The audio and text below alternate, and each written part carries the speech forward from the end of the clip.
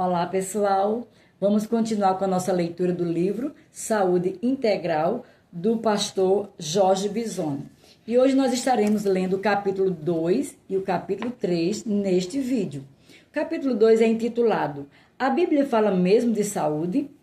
Manter a saúde, portanto, é uma responsabilidade minha e sua, não apenas de Deus. Sim, a Bíblia nos ensina claramente a cuidarmos do corpo, e isso se revela em diversas passagens que tratam do bem-estar, da integridade e do equilíbrio entre o físico, o mental e o espiritual. É fascinante. Observe o que o apóstolo João escreveu ao seu discípulo Gaio em 3 João, no versículo 2. Amado, acima de tudo faço votos por tua prosperidade e saúde, assim como é próspera a tua alma. E aqui não vamos repetir apenas o versículo, mas afirmar com convicção o princípio que ele carrega. Ele diz, amado, acima de tudo, faço o voto por tua prosperidade e saúde, assim como é próspera a tua alma. 3 João, capítulo 1, verso 2. Repare como ele une 3 dimensões da vida, prosperidade, saúde e alma. Ele não separa uma da outra, e é por isso que precisamos entender que não basta apenas ter saúde física se nossa alma está adoecida. E, por outro lado, não podemos achar que a prosperidade bíblica se sustenta quando o corpo está negligenciado. A palavra usada no original grego para prosperidade é eudo, que traz a ideia de ter uma boa jornada, um caminho bem-sucedido, ser guiado com êxito, prosperar no caminho. Literalmente, entre parênteses, bem, mais odos, entre parênteses, caminho, ou seja, não se trata apenas de ter dinheiro ou conforto material, mas de caminhar bem em todas as áreas da vida, com equilíbrio, paz e direção. E saúde, nesse contexto, não é um fim isolado, mas parte dessa jornada próspera. É um reflexo da alma saudável e da responsabilidade que cada um tem de manter a cura que Deus opera.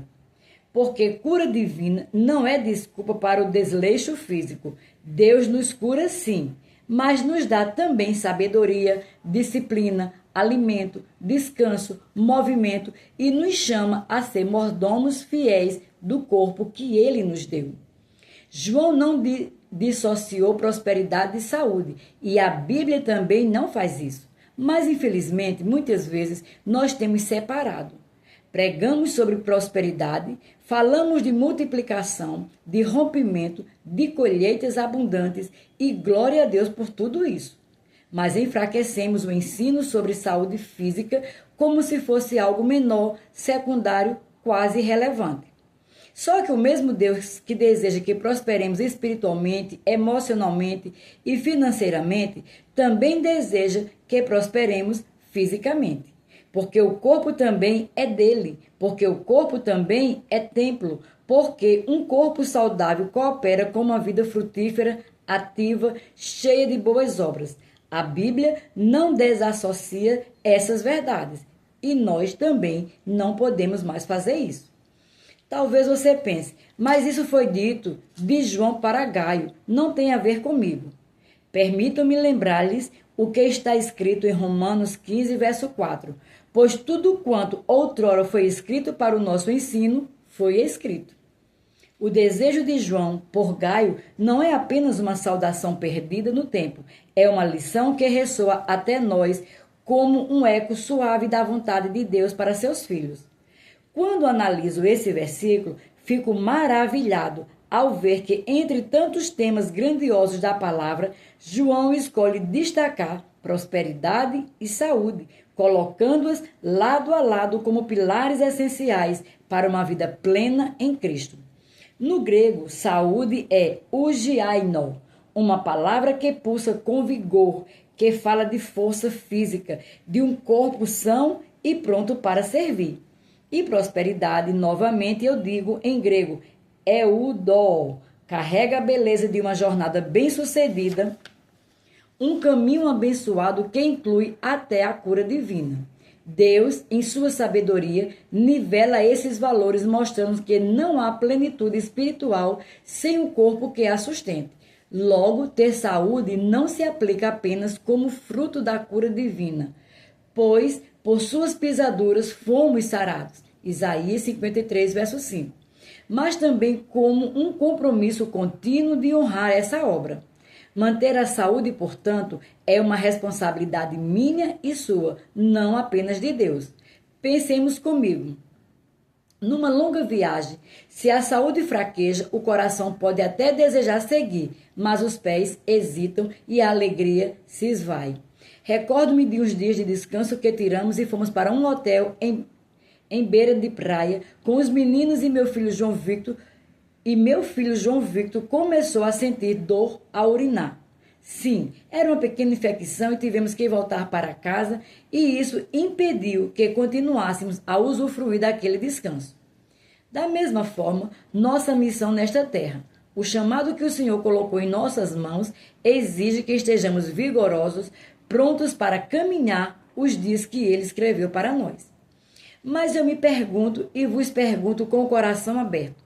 Quantas vezes no último ano ouvimos alguém subir ao púlpito e falar sobre cuidar do corpo como parte da nossa mordomia cristã? Se eu for honesto, e creio que vocês também o serão, a resposta é quase nunca. Isso me deixa zeloso demais.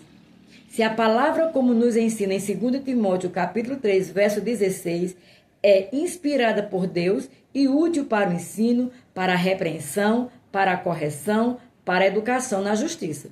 Por que não damos o mesmo peso à saúde como damos à prosperidade? Quantas mensagens ouvimos sobre as promessas de abundância? E com razão, pois são preciosas. Mas quantas vezes paramos para refletir que um corpo negligenciado pode nos roubar a força para viver essas bênçãos? João, a escrever a Gaio, não separou a alma do corpo. Ele viu os dois entrelaçados na vontade de Deus. E nós, que fomos chamados a ser luz e sal, precisamos honrar essa responsabilidade. Cuidar da saúde não é vaidade, mas um ato de gratidão ao Criador que nos formou. Que possamos, eu e vocês, erguer os olhos para essa verdade e viver com a força de Ujiainu e a alegria de Eu Dou, cumprindo nosso propósito com todo o vigor que o Senhor nos confiou. Você já imaginou seu corpo como um altar vivo? A Bíblia não apenas permite, ela nos chama a cuidar do corpo que recebemos. Ele é o templo do Espírito Santo e eu sinto no coração que devemos tratá-lo com zelo. Equilibrarmos corpo, mente e espírito é essencial para vivermos de forma agradável a Deus e cumprirmos sua obra com vigor, testemunhando sua glória em tudo o que somos. Nosso corpo, às vezes, deixado em segundo plano, é uma criação divina, perfeita e maravilhosa, como está escrito nos Salmos 139, verso 14. Graças te dou, visto que por modo assombradamente maravilhoso me formastes. As tuas mãos são admiráveis e a minha alma o sabe muito bem. Os meus ossos não te foram encobertos quando no oculto fui formado e entretecido como nas profundezas da terra. Os teus olhos me viram a substância ainda informe, e no teu livro foram escritos todos os meus dias, cada um deles escrito e determinado, quando nenhum deles havia ainda. Uau, que passagem linda! Ela conecta o esplendor da criação do nosso corpo ao cumprimento de um propósito. Cuidá-lo é nossa forma de agradecer e honrar, recebermos o que recebemos. Ignorar isso é desvalorizarmos o presente do Criador. No Antigo Testamento, vejo Deus orientando o seu povo sobre alimentação, higiene e práticas que protegem a saúde, instruções que vão além do ritual e mostram seu cuidado com o nosso bem-estar físico. No Novo Testamento, essa visão se amplia e me sinto provocado pelo apóstolo Paulo ao ler 1 Coríntios capítulo 10, verso 31. Portanto, quer comais, quer bebais ou façais qualquer outra coisa, fazei tudo para a glória de Deus. Até o simples ato de comer ou descansar ganha um propósito eterno quando o fazemos para honrá-lo. O descuido com a saúde pode roubar a nossa disposição para servir. Imaginemos um missionário cheio de paixão, mas limitado por doenças que poderiam ser evitadas, como hipertensão, diabetes, artropatias, obesidade, doenças ateroscleróticas, entre outras. Imagine um ministro cheio, durante uma ministração vigorosa, sendo acometido por um infarto agudo do miocárdio, tendo como fator de risco as doenças supracitadas, tudo decorrente de uma falta de zelo pelo templo do Espírito. Isso me dói, porque sei que cuidarmos de nós é também garantir que estejamos prontos para o chamado de Deus. É mais que vaidade, é obediência, é santidade. E quando penso em Daniel, que mesmo em idade avançada, servia a Deus com firmeza no reinado de Dário, como lemos em Daniel 6, percebo o peso da responsabilidade. Ele não apenas resistia, ele vivia com propósito, preservando a força para a obra divina. Que exemplo! Quero isto para mim, não só na velhice, mas agora. E vocês? E tem mais. Práticas como oração e meditação na palavra impactam minha saúde mental. Vamos falar sobre isso no final do livro. Filipenses 4:8 me ensina a focar no que é verdadeiro e puro, trazendo paz e equilíbrio. Cuidarmos da mente é tão vital quanto cuidarmos do corpo. Juntos, eles me sustentam para evitarmos o estresse e vivermos com alegria. Então, vejo que cuidar de mim é um ato de amor a Deus, uma forma de sermos bons administradores do que Ele nos confiou. Busquemos saúde para glorificá-lo, evitarmos doenças, servirmos melhor e mostrarmos ao mundo uma vida equilibrada que eu viva assim, inteiro para a glória dele, refletindo a plenitude que ele sonhou para nós. Cuide de ti e da doutrina.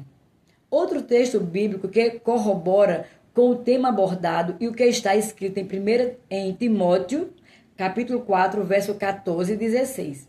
Não te faças negligente para com o dom que há em ti, o qual foi concedido mediante profecia com a imposição de mãos do presbitério. Medita estas coisas e nelas ser diligente, para que o teu progresso a todos seja manifesto. Tem cuidado de ti mesmo e da doutrina. Continua nestes deveres, porque fazendo assim, salvarás tanto a ti mesmo como aos teus ouvintes. Essa passagem ecoa através dos séculos como um chamado à responsabilidade, ao amor próprio e, fundamentalmente, à busca por nos tornarmos um padrão a ser seguido.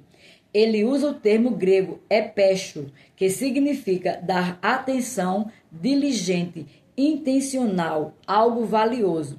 É uma das passagens que mais profundamente me tocam, pois revela a importância vital de cuidarmos de nós por inteiro, corpo, alma e espírito. Nesse trecho, Paulo aconselha Timóteo a ser diligente com o dom ministerial que recebeu, a meditar e a dedicar-se com zelo aos seus deveres, mas, acima de tudo, a ter cuidado de ti mesmo e da doutrina. Este cuidado transcende a mera manutenção física ou cumprimento de rituais religiosos. Ele abrange a totalidade do nosso ser, nutrindo nossa saúde física e emocional, fortalecendo nossa vida espiritual e aprimorando nossa capacidade de servir. Afinal, como podemos oferecer o melhor de nós aos outros se nós mesmos estamos debilitados? Como podemos guiar se nossos próprios passos são incertos? E, crucialmente, como podemos inspirar outros a trilhar o caminho da verdade se nós mesmos não o personificamos? Paulo compreendia que o descuido pessoal não afeta apenas o progresso e o bem-estar de quem serve, mas também daqueles que nos ouvem, observem e se espelhem em nós. Somos, de certa forma, exemplos vivos e nossa integridade ou a falta dela ressoa na vida daqueles que nos cercam.